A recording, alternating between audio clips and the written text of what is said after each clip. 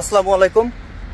বর্তমান লিথুনিয়াতে বাংলাদেশি স্টুডেন্টের জন্য এত রিজেকশন কেন? সো এই ভিডিওতে আমি প্রমাণ সহ দেখিয়ে দিব কেন লিথুনিয়া এত রিজেক্ট করতেছে বাংলাদেশি স্টুডেন্টদের। তো ভিডিওটি স্কিপ না করে শেষ পর্যন্ত দেখতে থাকুন, আপনি বুঝতে পারবেন কেন এত লিথুনিয়াতে রিজেকশন এই স্টুডেন্ট ভিসায়। আজ থেকে 2 বছর আগেও কিন্তু বা 1 বছর আগেও কিন্তু কোনো রিজেকশন ছিল না। আপনি অ্যাডমিশন পাইছেন মানে আপনার ভিসা কনফার্ম। এইরকম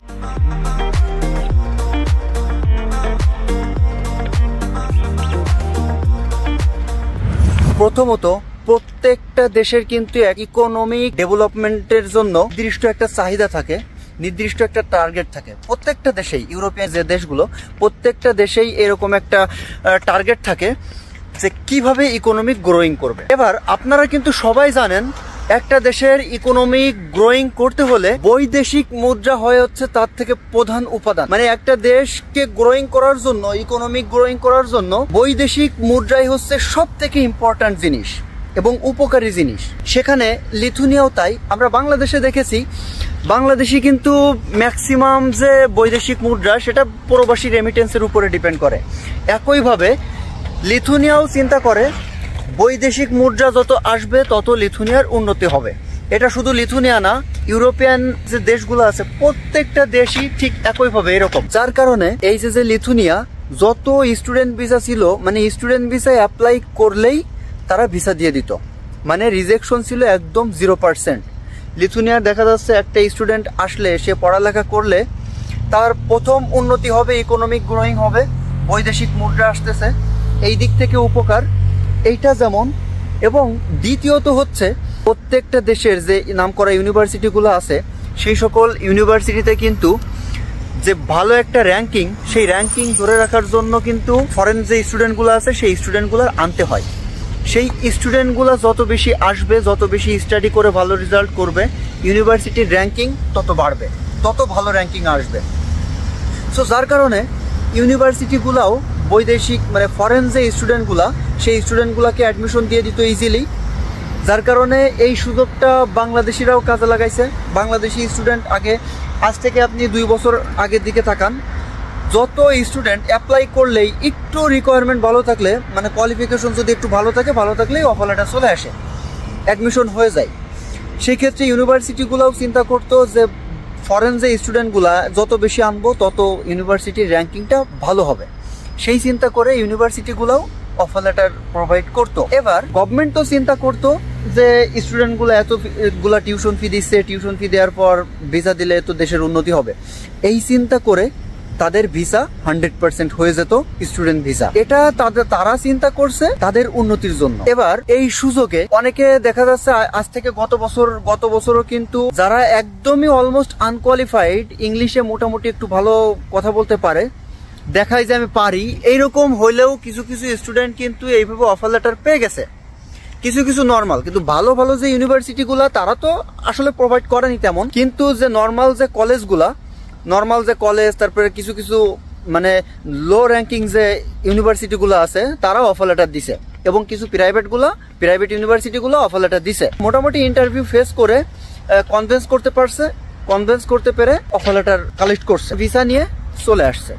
অন্যদিকে কিছু আনকোয়ালিফাইড ডাঙ্কি আঙ্কেল আছে, সেই আঙ্কেলগুলা করছে কি, কোনোভাবে এজেন্সির সাথে যোগাযোগ করছে বা এনিহাউ এজেন্সিগুলো অফার লেটার এনে দিছে ওই সকল ইউনিভার্সিটি থেকে বা প্রাইভেট বিশ্ববিদ্যালয় যেগুলো আছে সেগুলো থেকে কন্ট্যাক্ট করে অফার লেটার এনে দিলে আগে তো দেখা যাচ্ছে ইন্টারভিউ হয়তো 2 মিনিট, 3 মিনিট, 4 মিনিট এরকম। ওরা জাস্ট চেক করে যে আপনার পাসপোর্টের সাথে আপনার ফেসের মিল আছে কিনা, মিল থাকলে দ্যাটস ইট, আপনার ভিসা কনফার্ম। ব্যাপারটা ছিল এইরকম। লিথুনিয়ার টিআরপি ভিসাটা এইভাবেই দিয়ে দিত। এখন ওই সকল আনকোয়ালিফাইড ডাঙ্কি আঙ্কেলগুলা লিথুনিয়াতে এসে ইটালি গিয়ে ডাঙ্কি মারছে। যখন ইটালি গিয়ে ডাঙ্কি মারছে বা স্পেন গিয়ে ডাঙ্কি মারছে, অন্য কান্ট্রিতে গিয়ে অ্যাসাইলাম মারছে, তখন তারা কিন্তু দেখছে তারা বৈধভাবে লিথুনিয়াতে আসছে, লিথুনিয়াতে এসে তারা এখানে এসে এই ওয়াকামটা করছে। বাংলাদেশি স্টুডেন্ট বা বাংলাদেশি পিপুল যখন এরকম একাধিক পিপুল এরকম কাজটা করবে, তখন দেখা যাচ্ছে তখন লিথুনিয়ার নামটা খারাপ হয়ে যাবে। লিথুনিয়া ভাববে কি যে এদেরকে আমরা আনতেছি, এদেরকে আনার কারণে এরা আমাদেরকে ব্যবহার করে তারা অন্য দেশে চলে যাচ্ছে। অন্যদিকে যাদের লিথুনিয়ার হচ্ছে দুই দিক থেকে লস, একদিক থেকে নাম খারাপ হচ্ছে, অন্যদিকে আপনার যে টিউশন ফিসটা পাচ্ছে না। প্রথম সেমিস্টারে আপনি দিয়ে আসতেছেন, মানে প্রথম 1 বছর দিয়ে আসতেছেন, পরের বছর তো যখন আপনাকে দিতে হবে, কারণ আপনি তো তখন লিথুনিয়াতে নাই বা আপনি লিথুনিয়াতে জবও করতেছেন না, সেই ক্ষেত্রে লিথুনিয়ার বড় একটা লস। এই ক্ষেত্রে এই লসের কারণে লিথুনিয়া কিন্তু বর্তমান আস্তে আস্তে কঠিনের দিকে যাচ্ছে, এবং কঠিন হইতে হইতে এত পরিমাণ স্ট্রিক্ট বর্তমান, তারা ভালোভাবে যাচাই করতেছে এ লিগাল স্টুডেন্ট কিনা, অ্যাটলিস্ট এই ডাঙ্কিগুলারে চেক করতেছে। কারণ তারা আপনাকে লিথুনিয়াতে আনবে লিথুনিয়ার লাভের জন্য, আপনার লাভের জন্য না। আপনি ক্যারিয়ার গড়বেন না কি করবেন সেটা লিথুনিয়া দেখবে না। লিথুনিয়া দেখবে এই স্টুডেন্ট হিসাবে আসলে আমাদের টিউশন ফি আসতেছে, আমাদের লাভ হচ্ছে, এবং আপনি যদি ক্যারিয়ারও গড়েন এখানে তাও লিথুনিয়ার লাভ। আপনার ক্যারিয়ার আপনি এখানে এসে গড়লেও লিথুনিয়ার লাভ আছে। এই কারণে আপনাকে এই সুযোগগুলা দিবে, আপনাকে সিটিজেনশিপও দিবে এই কারণে। কিন্তু যখন দেখবে আপনি এসে থাকতেছেন না, বাংলাদেশি পাকিস্তানি এরা এই অকামগুলা করে, যার কারণে এই বাংলাদেশটা নামই খারাপ হয়ে গেছে লিথুনিয়ার মাইগ্রেন্টসের কাছে। এই কারণে এই ডকুমেন্টগুলা চেক করতেছে। এইটা হচ্ছে মেন কারণ। এই লিথুনিয়াতে এসে তারা না থেকে অন্য দেশে গিয়ে ডাঙ্কি মারতেছে, মানে গেম মারা যাকে বলে আর কি, ওই আপনাদের ভাষায় বলতেছি আর কি, যারা মারছেন। আর যারা এখানে আছে তাদেরকে অবশ্যই রেসপেক্ট করি, সম্মান করি, তাদের জন্য দোয়াও থাকবে সব সময়, তারা ভালো কিছু করুক, এ হচ্ছে বিষয়। কিন্তু যারা এই লিথুনিয়াতে এসে 2 সপ্তাহ পরে ভাগে, এমন কি লিথুনিয়াতে আসার আগেই ওরা চিন্তা করে আসে লিথুনিয়াতে এসে আমরা চলে যাব। সো এটাই হচ্ছে মূল কারণ রিজেকশনের। আপনার এই যে ডকুমেন্ট এইসব আছে ফাউজ জিনিস। কই লাস্ট ইয়ার তো আপনি ডকুমেন্ট খালি ম্যাচ করে শো করতে পারলেই হয়েছে, আপনার রিকোয়ারমেন্ট ফিল আপ করে ডকুমেন্টটা জমা দিতে পারলেই হয়েছে, আপনার টিআরপি কমপ্লিট। ব্যাপারটা ছিল এইরকম, কোনো সমস্যাই ছিল না টিআরপি পাইতে। এখন ওরা এরকম ডকুমেন্ট চেক করি, এটা চেক করা সেটা চেক করা, বারবার হয়রানি করা, প্রায় 1 ঘন্টা ইন্টারভিউ নেওয়া। এটা কেন করতেছে? এটা আপনাদের কারণেই। কারণ তারা জানতে চাচ্ছে আপনি লিগাল স্টুডেন্ট কিনা। তারা মানে সন্দেহ করতেছে পাকিস্তানি স্টুডেন্ট তো অলমোস্ট আপনার মোর দ্যান 80% রিজেক্টেড। ব্যাপারটা এরকম, 80 ভাগের বেশি রিজেক্ট, আর বাকি যা আছে ওইগুলা বাসে খুঁটে 2টা 1টা এরকম দিচ্ছে। বাংলাদেশি স্টুডেন্টও এরকম। আগামী বছর থেকে বাংলাদেশিদের দিয়াই বন্ধ করে দিবে। ব্যাপারটা হচ্ছে এরকম, কারণ ওরা লিথুনিয়াতে এসে ভাইগে চলে গেছে। একটা কথা বোঝেন, লিথুনিয়াতে যদি লিথুনিয়ার গভর্নমেন্ট যদি আপনার 6 মান্থের স্টেটমেন্ট ছাড়া দিলে তাদের সমস্যা কোথায়? তাদের তো কোনো সমস্যা নাই, তারা আমাদের তো দিছে 6 মান্থের স্টেটমেন্ট ছাড়া। আপনি লাস্ট ইয়ারও দেখবেন, লাস্ট ইয়ারের দিকে তাকালেও দেখবেন, আপনি আজকে টাকা রাখছেন, 3 দিনের ভিতর স্টেটমেন্ট তুলে ফেলে সেই স্টেটমেন্ট দিলেই তারা টিআরপি দিয়ে দিছে। তারা লাস্ট ইয়ার যেহেতু দিছে, এই বছর তাদের দিতে সমস্যা কোথায়? কোনো সমস্যা নেই। সমস্যা একটা জায়গায়, আপনাদের মতো ডাঙ্কি আঙ্কেলদের কারণে। কিছু ডাঙ্কি বাতিজা আছে, তারা আসার আগেই চিন্তা করে আমি স্পেন গিয়ে অ্যাসাইলেম মারবো, আবার ইটালি গিয়ে অ্যাসাইলেম মারবো। হ্যাঁ, বিষয়টা করে এই, তারা বিভিন্ন নর্মাল কোনো একটা কলেজে অ্যাপ্লাই করলে যাতে অফার লেটার পায় ইজিলি। অফার লেটার পাওয়ার পর তারা এইখানে এসে কোনোভাবে টেনে টুনে ইন্টারভিউ কমপ্লিট করে এখানে ভিসা নিয়ে এসে চলে যায় মামুর বাড়ি পর্তুগাল। আগে তো যাইতো পর্তুগাল, এখন যায় ইটালি। বর্তমান বিষয়টা হচ্ছে এই। তো যাই হোক, এবার আপনারা আমাকে প্রশ্ন করতে পারেন যে ভাই আমি তো ইংলিশ অনেক ভালো পারি, এইটা পারি সেটা পারি, আমাকে কেন রিজেক্ট করলো? এটা আপনি মাইগ্রেন্টসকে জিগান, আমাকে না জিগায়।